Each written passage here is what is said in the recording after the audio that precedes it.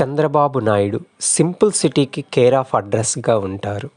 సీఎంగా ఉన్నా లేకపోయినా ఆయన జేబులో పెన్నుతో మాత్రమే కనిపిస్తూ చేతికి వాచీ కూడా పెట్టుకునేవారు కాదు. ఒకే డ్రెస్సింగ్ స్టైల్లో ఉంటారు.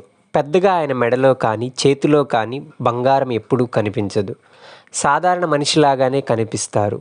అలాంటిది ఈ మధ్య ఆయన చేతికి ఓ రింగు పెట్టుకొని కనిపిస్తున్నారు. ఇప్పుడు అందరి దృష్టి ఆ రింగుపైనే పడింది. ఈ సడన్ చేంజ్ వెనక రీజన్ ఏంటి? బాబు సెంటిమెంట్గా మారారా? అసలు ఆ రింగు కథ ఏంటి?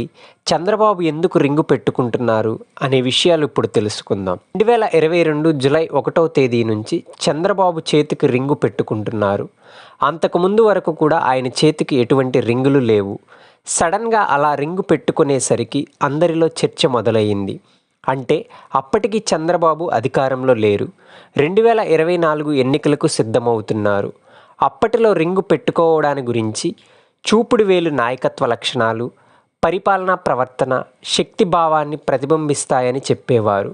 అయితే వీటన్నిటిని చంద్రబాబు కుండబద్దలు కొట్టారు. తన చేతికి ఉన్న రింగు మంత్రాల రింగు కాదని, అలంకారం కోసం పెట్టుకోలేదని, అది అసలు ఉంగరమే కాదని అందరినీ షాక్కు గురిచేశారు. అయితే ఆ రింగ్ ఏంటి?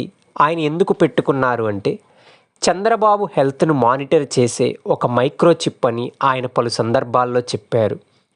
అసలు ఈ మైక్రోచిప్ ఏం చేస్తుంది? ఇది ఆరోగ్యం గురించి ఎప్పటికప్పుడు అంచనా వేస్తుంది. రోజుకు ఎంత తినాలి, ఎంత నిద్రపోయారు, ఇంకా ఎంత నిద్ర అవసరం, శరీరంలో అలసటి స్థాయిలు, heart beat, BP, oxygen levels, రోజులో ఎన్ని అడుగులు నడిచారు, నిద్ర ఎప్పుడు ప్రారంభమైంది, ఎప్పుడు లేచారనే విషయాలతో పాటు శరీరంలో ఉన్న షుగర్ లెవెల్స్ ఏ విధంగా ఉన్నాయి, వాటి పరిమాణం ఎంత అనే దాన్ని పూర్తి స్థాయిలో అంచనా వేసి చెబుతుంది. దీన్ని బట్టి వైద్యుల ఆరోగ్య విషయమై చంద్రబాబుకు సలహాలు ఇస్తారు. ఆరోగ్యం విషయంలో తాను చేసే తప్పిదాలను సరిచేసుకోవడానికి ఇది అవకాశమని చంద్రబాబు చెబుతున్నారు. ఇన్ని జాగ్రత్తలు చెప్పే రింగు ధర ఎంతంటే 30,000 రూపాయలంట. మితంగా ఆహారం తీసుకుంటూ ఆరోగ్యం విషయంలో ఎంతో శ్రద్ధ వహించే చంద్రబాబు నాయుడు ఫిట్నెస్ విషయంలో 70 ఏళ్ల వయసులోనూ యువకులతో పోటీ పడుతుంటారు.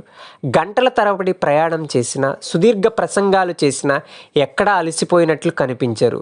రాజకీయాల విషయం పక్కన పెడితే ఆరోగ్యం, ఫిట్నెస్ విషయంలో చంద్రబాబును తెలుగు యువత ఆదర్శంగా తీసుకోవచ్చు అనడంలో ఎలాంటి సందేహం లేదు.